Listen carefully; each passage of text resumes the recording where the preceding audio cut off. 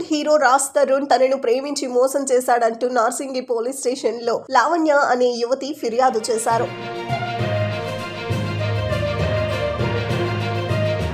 పదకొండేళ్లుగా మేమిద్దరం ప్రేమలో ఉన్నామని, శారీరకంగానూ ఒకటయ్యామని, ఒకే ఇంట్లో ఉంటున్నామని తెలిపింది.